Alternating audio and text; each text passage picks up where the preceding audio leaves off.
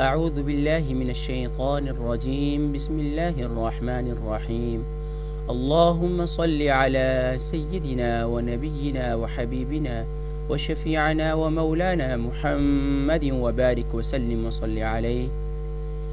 الحمد للہ الذی انزل القرآن وأمرنا بترتيله وتجويده حيث قال ورتل القرآن ترتيلا. معزز ناظرین و سامعین، السلام علیکم ورحمۃ اللہ وبرکاتہ. آئیے قرآن سیکھیں تجوید کے ساتھ. آپ کا میزبان آپ حاضر خدمت ہے. ناظرین، یقیناً قرآن پڑھنے والے، قرآن پڑھانے والے، قرآن سمجھنے والے، قرآن سمجھانے والے، قرآن سیکھنے والے، قرآن سکھانے والے بڑی ہی فضیلت کے حامل ہیں. آج دنیا میں ہر ایک شخص چاہتا ہے کہ ہمارا شمار ان لوگوں میں کیا جائے کہ جو شرفاء میں سے ہوں، نیکوکار میں سے ہوں، متقی پرہیزگار میں سے ہوں. لیکن حضور اکرم صلی اللہ علیہ وآلہ وسلم نے کن کو شرفاء میں شامل کیا؟ سیدنا ابن عباس رضی اللہ تعالی عنہ اس حدیث مبارکہ کے راوی ہیں کہ آپ صلی اللہ علیہ وآلہ وسلم ارشاد فرماتے ہیں کہ اللہ تبارک و تعالی کے نزدیک شرفاء میں سے وہ لوگ ہیں، اور شرفاء وہ ہیں جو حاملین قرآن ہیں اور جو راتوں کو اٹھ کر عبادت کرنے والے ہیں. ان کے بارے میں آپ صلی اللہ علیہ وآلہ وسلم نے ارشاد فرمایا کہ یہ شرفاء ہیں. حاملین قرآن، حاملین قرآن سے مراد وہ لوگ جو قرآن کریم کو پڑھتے ہیں، قرآن کریم کو سیکھتے ہیں، قرآن کریم کو سمجھتے ہیں، قرآن کریم کو سیکھنے کے جستجو کرتے ہیں. ان کے بارے میں آپ صلی اللہ علیہ وآلہ وسلم نے ارشاد فرمایا کہ یہ لوگ شرفاء میں سے ہیں. اور دوسرا ارشاد فرمایا کہ وہ لوگ جو شرفاء میں شامل کیے جاتے ہیں، نیکوکاروں میں شامل کیے جاتے ہیں، متقی پرہیزگاروں میں شامل کیے جاتے ہیں، ان میں سے وہ لوگ بھی ہیں جو راتوں کو اٹھ کر اللہ کی عبادت کیا کرتے ہیں. جب ساری دنیا سو رہی ہوتی ہے اور وہ راتوں کو اٹھ کر اللہ کی بارگاہ میں نیاز مندی اپنی اللہ کی عبادت اس انداز میں کیا کرتے ہیں کہ وہ اللہ کی الوہیت اور نبی کریم صلی اللہ علیہ وآلہ وسلم پر کثرت سے درود و سلام پڑھا کرتے ہیں. ناظرین، یہ دنیا میں، یہ دنیا کی عزت کیا ہے؟ یہ دنیا کی عارضی عزت ہے. لیکن قرآن کریم پڑھنے والے، قرآن کریم پڑھانے والے، ان کو اللہ تبارک و تعالی صرف دنیا ہی میں عزت اور عظمت سے نہیں نوازے گا، بلکہ جب یہ دنیا سے جائیں گے تو اس وقت بھی اللہ تبارک و تعالی ان کو عزت اور ان کی عظمت اس وقت بھی خود قرآن کریم ان کے بارے میں اور ان کی شفاعت کرے گا. ناظرین، اب ہم نے کیا کرنا ہے؟ ہم نے کوشش یہ کرنی ہے، ہم نے بھی اس حدیث مبارکہ کا مصداق بننا ہے. ہم نے بھی کوشش یہ کرنی ہے کہ ہم اس حدیث مبارکہ کی فضیلت میں شامل ہو جائیں. اور قرآن کریم اگر آج سے پہلے بھی کوئی کمزوری ہوئی، آج سے پہلے بھی اگر وقت کے اندر وقت غفلت میں گزرا، تو ناظرین آئیے عہد کریں کہ آج کے بعد ہم قرآن کریم کو سیکھنے کے لیے وقت دیں گے. یقیناً جب آپ قرآن کریم کو سیکھنے کے لیے، اللہ کی کتاب کے لیے اپنے آپ کو صرف کریں گے تو اللہ تبارک و تعالی آپ کے وقت کے اندر برکت عطا فرمائیں گے. پھر یقیناً ہر کام کی ابتدا کرنا آپ کا کام ہوگا، اللہ تبارک و تعالی کا کام ہوگا اس کام کو پائے تکمیل تک پہنچانا. یقیناً پھر اللہ تبارک و تعالی کی آپ کے ساتھ غیبی مدد ہوا کرے گی. ناظرین، یہی ہم کوشش کیا کرتے ہیں، یہی ہماری کوشش ہے، یہی تکبیر ٹی وی کی کوشش ہے کہ ہماری وہ بہنیں، ہمارے وہ بھائی، یا ہمارے وہ بزرگ، یا ہمارے وہ بچے جو قرآن کریم سیکھنا چاہتے ہیں لیکن ان کو اچھے پڑھانے والے میسر نہیں، یا وہ لوگ ایسے ملک کے اندر موجود ہیں، ایسی کنٹری کے اندر موجود ہیں جہاں ان کو یہ سہولت میسر نہیں. تو ناظرین، الحمدللہ تکبیر ٹی وی نے یہ کوشش آپ کے لیے الحمدللہ کی، اور آج الحمدللہ ہماری اسی کوشش کا آج یہ چھٹا پروگرام ہے ناظرین یہی کوشش ہے کہ قرآن کی تعلیمات، قرآن کا پیغام پوری دنیا میں عام ہو جائے۔ تو آئیے ناظرین آج ہم چلتے ہیں اپنے سبق کی جانب، اور سبق کی جانب چلنے سے پہلے باوضو ہو جائیے اور ٹی وی اسکرین کے جانب اپنے قرآن کریم با ادب ہو کر کھول لیجئے۔ بڑے ہی ادب و احترام کے ساتھ اس قرآن کریم کو کھولیے، اور یاد رہے نوٹ بک اور پین بھی ایک ساتھ میں رکھ لیجئے تاکہ آج کے سبق کے اہم پوائنٹ کو آپ نوٹ کر سکیں۔ ناظرین آج کا ہمارا سبق سورۃ الفاتحہ کی آیت نمبر 7 ہے، اور انشاءاللہ العزیز آج انشاءاللہ العزیز ہماری اس سورۃ الفاتحہ کا اختتام بھی ہوگا۔ ناظرین آئیے چلتے ہیں اپنے سبق کی جانب۔ تعوذ اور تسمیہ کے ساتھ ہم آج کے سبق کی ابتدا کرتے ہیں، اس کو اسٹارٹ کرتے ہیں۔ سورۃ الفاتحہ کی ہم ابتدا سے اس کی تلاوت کریں گے اور آیت نمبر 7 کی وضاحت کریں گے۔ اعوذ باللہ من الشیطان الرجیم، بسم اللہ الرحمن الرحیم، الحمد للہ رب العالمین، الرحمن الرحیم، مالک یوم الدین، إياك نعبد وإياك نستعين، اهدنا الصراط المستقيم، صراط الذين أنعمت عليهم غير المغضوب عليهم ولا الضالين،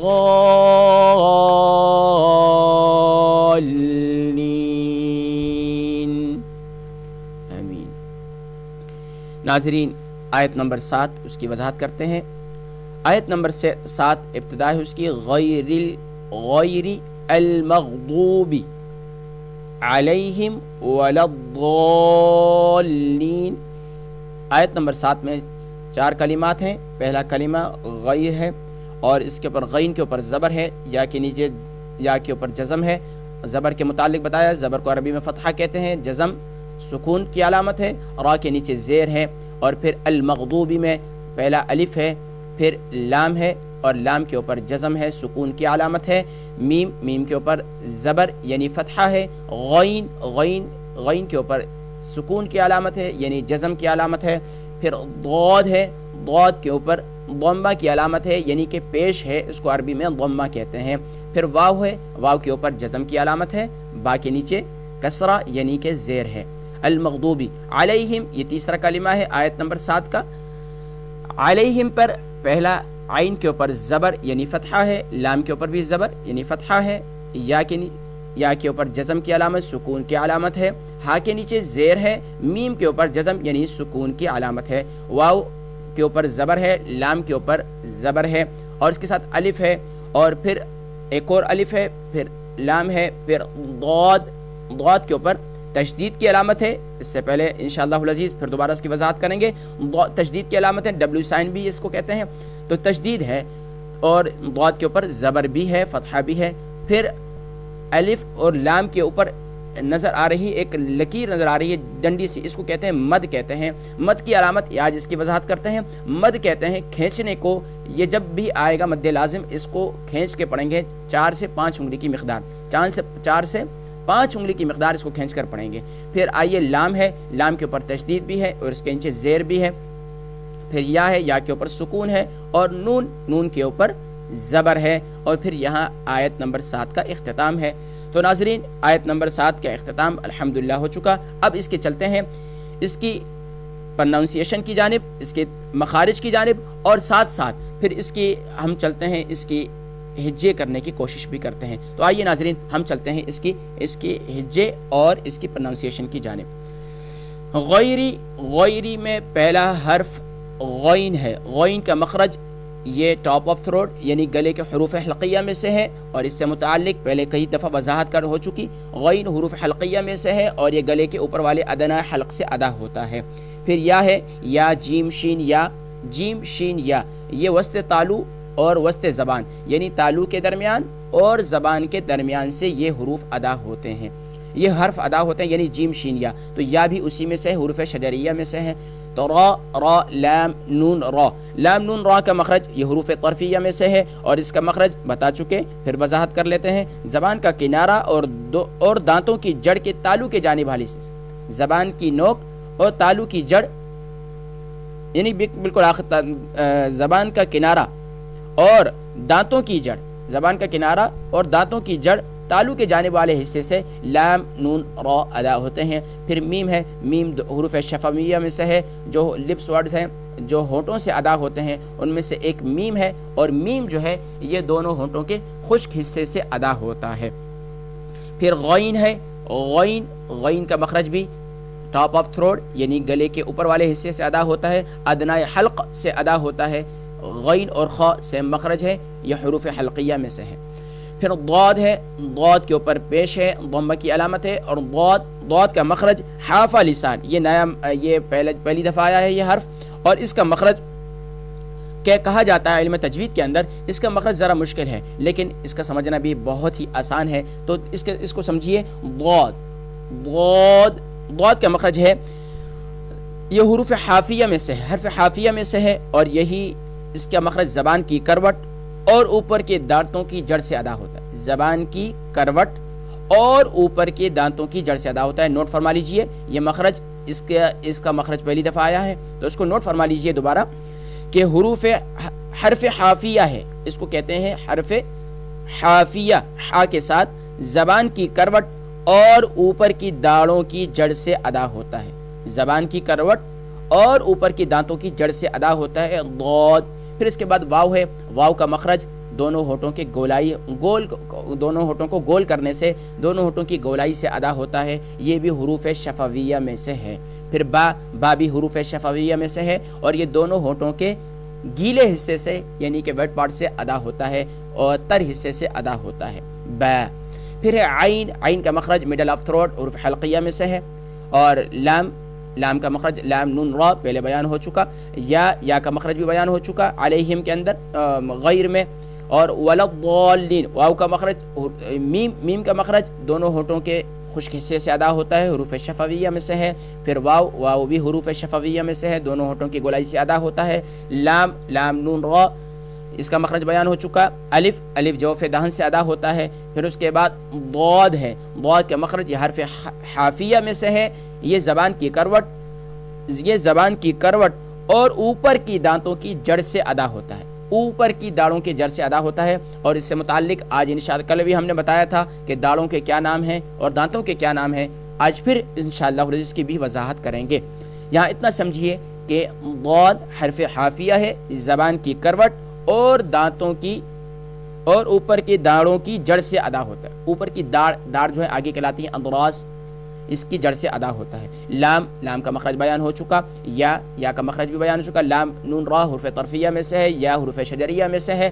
اور نون لام نون را اس کا مخرج بھی بیان ہو چکا، حروف طرفیہ میں سے ہے. تو ناظرین الحمدللہ آپ نے اس کی پرناؤنسیشن بھی سماعت کی. آئیے اب چلتے ہیں ناظرین اس کی ہجے کی جانب، اس کو ملاتے کس طریقے سے ہیں. عموماً اگر کسی کو صحیح طور پر قرآن کریم کو ہجے کرنے آ گئے اور اس کو ملانا آ گیا تو یقیناً اس کی قرآن کریم پڑھنا بہت ہی آسان ہو جاتا ہے. تو عموماً ہوتا یہی ہے کہ قرآن کریم پڑھنے کی کوشش کرتے ہیں لیکن جہاں مشکل لفظ آتا ہے تو وہاں ہجے کرنا ذرا مشکل ہوتی ہے. لیکن اگر ہجے کرنا آ جائے، ملانا آ جائے تو پھر، اور دنیا میں یہ کہا کرتے ہیں کہ اگر کسی شخص کو محبت کرنی آتی ہو اور وہ اس کو دل ملانے آتے ہوں تو وہ شخص پھر اس سے کوئی شخص نفرت نہیں کرتا. تو پھر قرآن کریم بھی اسی طریقے سے ہے. قرآن کریم جب انسان اس کو ملانے کی کوشش کرتا ہے تو اللہ تبارک و تعالی اس کے لیے آسان فرما دیتے ہیں. تو ناظرین آئیے چلتے ہیں ہم اس کی ہجے کی جانب تاکہ اس کا سمجھنا بھی آپ کے لیے آسان ہو جائے. تو غیر المغضوب علیہم ولا الضالین، یہاں پر غیر غیر کی ہجے ہوگی غین یا زبر غی، غین یا زبر غی، او لام زیر رل، یہاں رل نہیں پڑھنا، یہاں را کو باریک پڑھنا ہے. را پر جب بھی را کے نیچے کسرہ آئے گی یعنی کہ زیر آئے گی تو را کو باریک پڑھنا ہے، موٹا کر کے نہیں پڑھنا. تو یا را لام زیر رل، غیرل، غیرل یہ غلط ہے، غیرل. میم غین زبر مغ، میم کے اوپر زبر ہے، غین کے اوپر سکون کی علامت ہے، میم کو غین سے ملائیں گے، میم غین زبر مغ، غیر المغ، ضاد واو پیش دو، غیر المغضوب، با زیر بی، غیر المغضوب، عین زبر ع، لام کو جزم کے ساتھ ملائیں گے، یا کے ساتھ ملائیں گے تو لام یا زبر لی، علی، ہا میم زیر ہم، علیہم، غیر المغضوب علیہم، واو زبر و، لام زبر، لام کو ضاد سے ملائیں گے. اب یہاں یہ تھوڑا سا اس کو سمجھنے کی کوشش کریں، انشاءاللہ یہ اس کو بھی بہت آسان کر کے پڑھتے ہیں. لام کو ضاد سے ملائیں گے، پھر ضاد کو لام سے ملائیں گے اگلے لام کے ساتھ. تو کس طریقے سے ملائیں گے؟ لام ضاد زبر لض، لام ضاد زبر لض، ضاد الف لام یا زیر لی، ضاد کے ساتھ الف ہے پھر لام ہے اور لام کو پھر یا کے ساتھ ملائیں گے، کیونکہ ہم نے بتایا تھا کہ تشدید والا حرف اپنے ما قبل متحرک سے مل کر پڑھا جاتا ہے ایک مرتبہ اور دوسری مرتبہ اپنی حرکت کے موافق. اب اس کی حرکت ضاد کے اوپر بھی تشدید ہے، پھر لام کے اوپر بھی تشدید ہے اور مد بھی ہے، لیکن مد صرف پڑھنے میں آتا ہے، ہجے کرنے میں، اسپیل کرنے میں مد کا نام نہیں لیا جائے گا. تو کیا ہجے ہوئی اس کی؟ اس کو ملائے کس طریقے سے جائے گا؟ لام ضاد زبر لض، ضاد لام یا، ضاد الف لام یا زیر لی، یا اگر الف کا نام بھی نہ لیں ضاد لام یا زیر لی، یا اس طریقے سے اس کے لیے بہت آسان طریقہ یہ ہے، ضاد لام، ضاد الف لام یا زیر لی، ضاد الف لام یا زیر لی، ولا الضالین، نون زبرنا، ولا الضالین.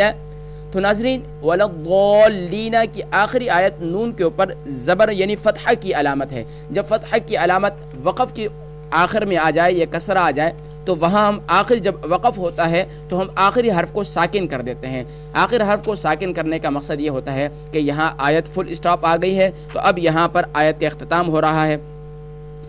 تو اب کیا ہوگا؟ پھر یہاں پر ہم نون کے اوپر سکون کی علامت پڑھیں گے. تو ناظرین غیر المغضوب علیہم ولا الضالین سے ولا الضالین.